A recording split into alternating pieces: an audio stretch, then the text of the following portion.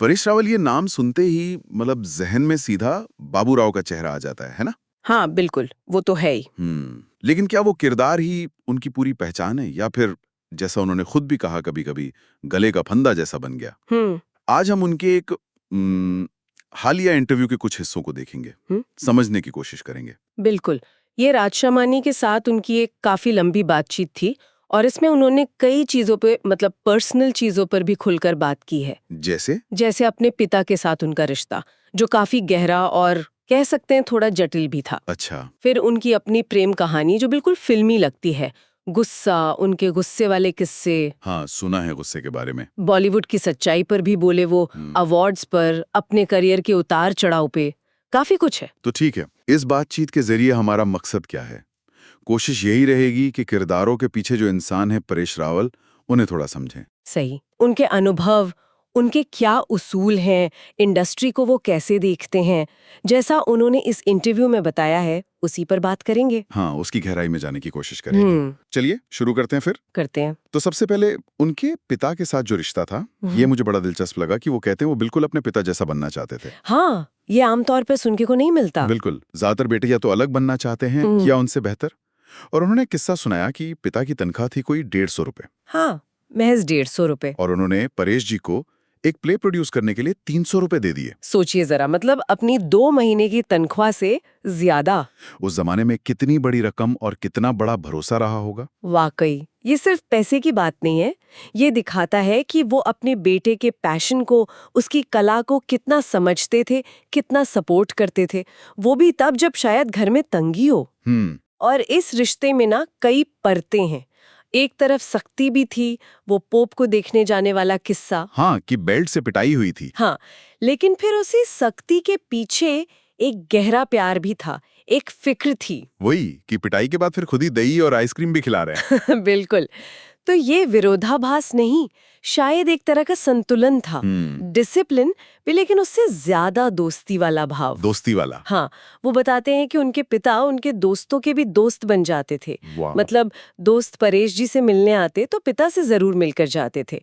तो वो एक पारंपरिक पिता से ज्यादा एक खुले विचारों वाले मिलनसार इंसान थे। अच्छा, और वो सिगरेट वाला किस्सा, वो भी कमाल का है। हाँ, पिता को पता चला कि बेटा सिगरेट पीता है। हाँ, तो उन्होंने क्या किया? डांटा नहीं, नहीं? चुपके से दुकानदार के पास गए और ये नहीं पूछा कि क्यों पीता है, पूछा कौन सी पीता है। अरे वाह! जब पता चला गोल्ड फ्लैग, तो कहा कि भाई अगर कभी पैसे कम हो इसके पास तो सस्ती वाली वो 4 मीनार मत देना। क्यों?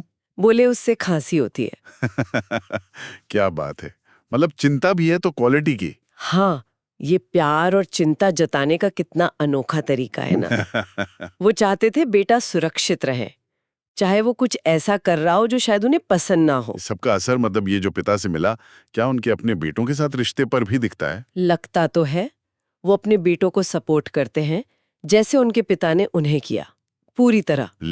लेकिन वो उन्हें इंडस्ट्री में अपने नाम का फायदा उठाने से सख्ती से मना करते हैं। अच्छा, ऐसा क्यों? उनका मानना है, और इंटरव्यू में उन्होंने जोर देकर कहा कि संघर्ष जरूरी है, अपमान जरूरी है। अपमान? हाँ, उनका कहना था आप जितने ह्यूमिलिएट होंगे, जितनी स्ट्रगल करेंगे, जितने धक्के खाएंगे, वही ब्रिक बाय ब्रिक आपकी इमारत बनाएगी। किसी के नाम का सहारा लेना, वो कहते हैं, इंसान को अपाहिज बना देता है। तो ये एक तरह से पिता से मिली सीखी है। आत्मनिर्भर बनो, अपनी पहचान खुद बनाओ। सही बात। पिता के बाद अब आते हैं उनकी प्रेम कहानी पर। परेश रावल और स्वरूप संपत, ये कहानी भी किसी फिल्म से कम नहीं लगती। बिल्कुल।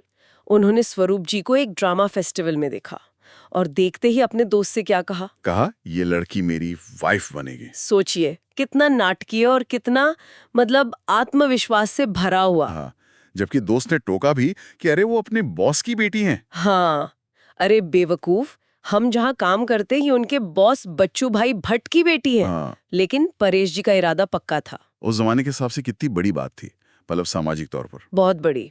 उस समय वर्ग भेद, क्लास डिफरेंस बहुत मायने रखते थे। स्वरूप जी एक बहुत ही प्रतिष्ठित अमीर भाटिया परिवार से थीं।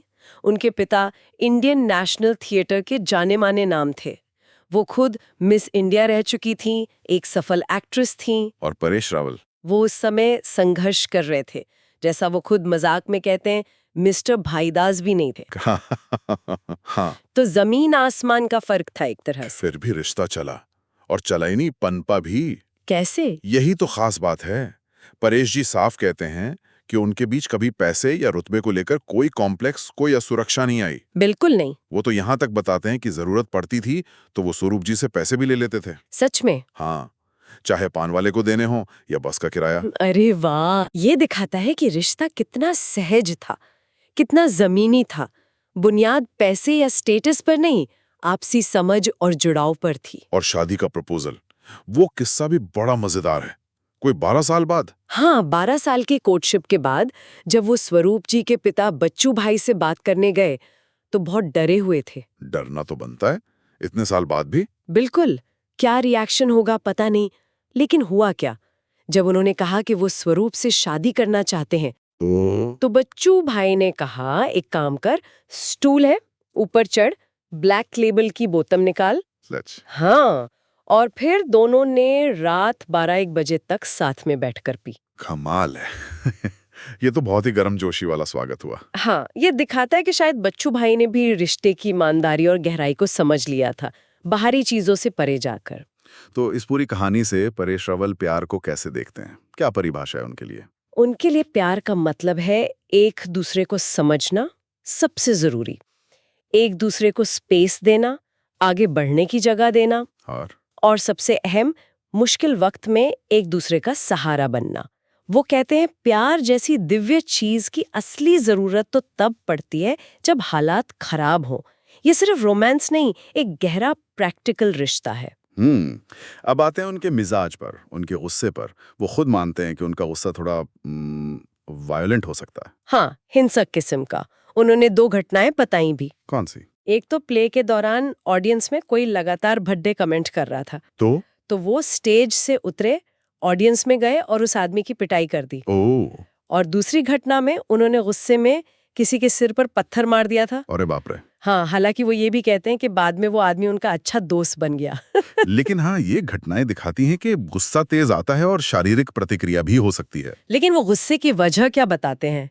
क्या ये सिर्फ आक्रामकता है? नहीं, वो इसे सिर्फ पावर प्ले या आक्रामकता नहीं मानते। उन्होंने जोर दिया कि गुस्सा अक्सर गहरी चोट या फिर लाचारी, हेल्पलेसनेस की भावना से आता है। अच्छा। यहाँ गुस्से की साइकोलॉजी को समझना जरूरी है। वो अपने पिता के गुस्से का उदाहरण देते हैं, जब पिता ने उन्हें पीटा था पोप वाले हादसे के बाद। हाँ।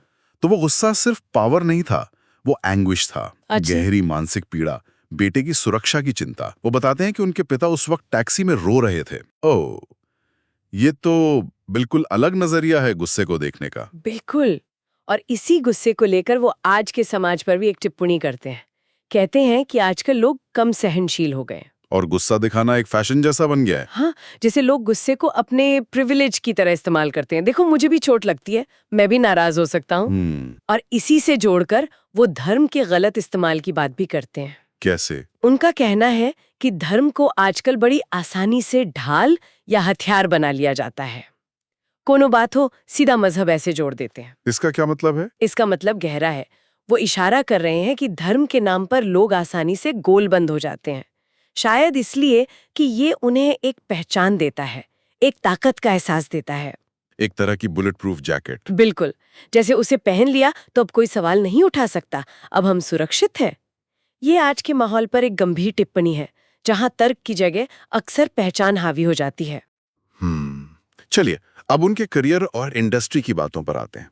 वो ये मानते हैं बड़ी ईमानदारी से कि उन्होंने अपनी 95% फिल्में सिर्फ पैसे के लिए की।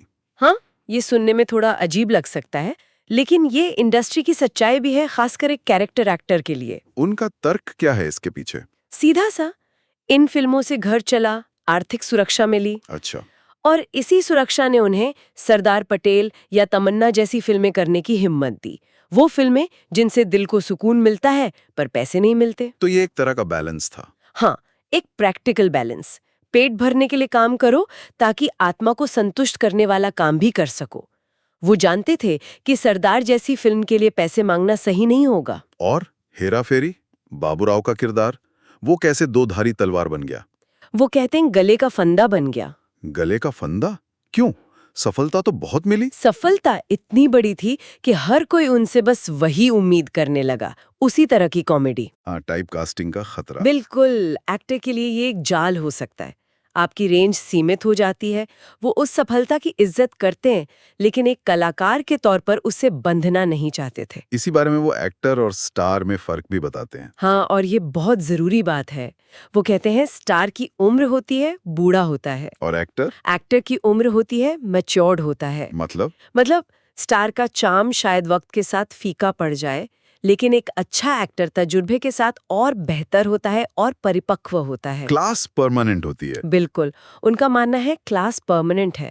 वो रणबीर कपूर, विक्की कौशल का उदाहरण देते हैं। हाँ, कि वो सोशल मीडिया पर ज्यादा नहीं है। हाँ, लेकिन अपने काम की वजह से प्रासंगिक है, सम्मानित है। वो कहते हैं सोशल मीडिया आर्मी से शायद बैलेंस शीट बनती हो, इज्जत तो काम से ही बनती है। सही बात है। NST, national school of drama के चेयरमैन भी रहे वो। उस अनुभव के बारे में क्या कहा?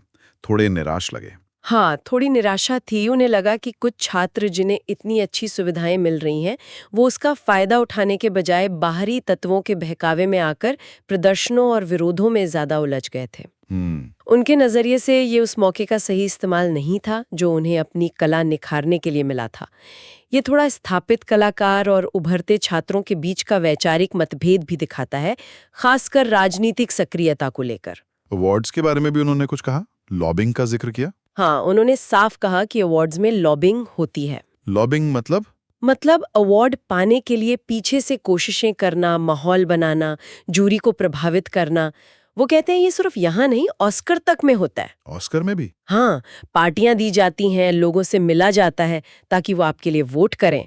ये अवार्ड्स की निष्पक्षता पर सवाल उठाता है। तो फिर उनके लिए असली अवार्ड क्या है? अगर ये ट्रॉफियां नहीं तो क्या? उनके लिए असली अवार्ड है डायरेक्टर का चेहरे पे वो भाव आना जब वो कट बोलता है, वो संतुष्टि। अच्छा। या फिर राइटर का खुश होना कि जैसा लिखा था वैसा डिलीवर हुआ। जब वो लोग कहते हैं मजा आ गया, बस वही उनका अवार्ड है। तो उनका करियर का फलसफा क्या है? बहुत प्रैक्टिकल है।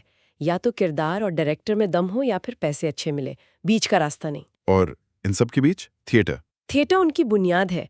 वो कहते हैं थिएटर एक्टर को जमीन पर रखता है। जमीन पर? हाँ, वो तराशता है, अनुशासन देता है और एक अलग तरह का कॉन्फिडेंस देता है। एरोगेंस नहीं, अहंकार नहीं, बल्कि अपने हुनर पर एक विश्वास, एक रुबाब। वो जगह जहाँ कला अपने सबसे शुद्ध रूप में है। तो अगर हम पूरी बातचीत का सार देखें, परेश रावल के व्यक्तित्व की कई परतें सामने आती हैं। बिल्कुल, परिवार के लिए, पिता के लिए गहरा सम्मान, एक अनोखी लेकिन मजबूत प्रेम कहानी, एक तेज मिजाज जो गलत पर तुरंत रिएक्ट करता है, लेकिन जिसके गुस्से के पीछे भावनाएं भी हैं। हाँ, और अपने काम, अपनी इंडस्ट्री को लेकर एक बहुत ही साफ नजरिया, यथार्थवादी लेकिन उसूलों वाला। और अंत में उन्होंने एक बात कही जो सोचने लायक है। वो कहते हैं कि अब उनमें एक तरह की डिटैचमेंट आ गई है। डिटैचमेंट मतलब अनासक्ति? हाँ, निर्लिप्तता। वो चीजों से अब बहुत ज्यादा जुड़ते नहीं, मन में ये रखते हैं कि कहीं से भी छोड़ के निकल जाऊं। ऐसा क्यों? उनका तर्क है कि ये उन्हें भविष्य में होने वाले दुख या नुकसान से बचाता है, क्योंकि शायद वो उस दर्द को सह ना पाएं। ये तो काफी गहरा विचार है। हाँ, और ये एक सवाल भी छोड़ जाता है, क्या इस तरह की भावनात्मक दूरी, ये डिटैचमेंट एक कलाकार के लिए जरूरी है, एक कवच की तरह? जो उसे इंडस्ट्री की सच्चाइयों से बचाता है। हाँ, या फिर इस अनासक्ति की कीमत चुकानी पड़ती है, गहरे मानवीय जुड़ाव की कीमत पर? क्या आप कला में गहरे उतर सकते हैं अगर आप जीवन से ही एक दूरी बनाए रखना चाहते हैं? सोचने वाली बात है।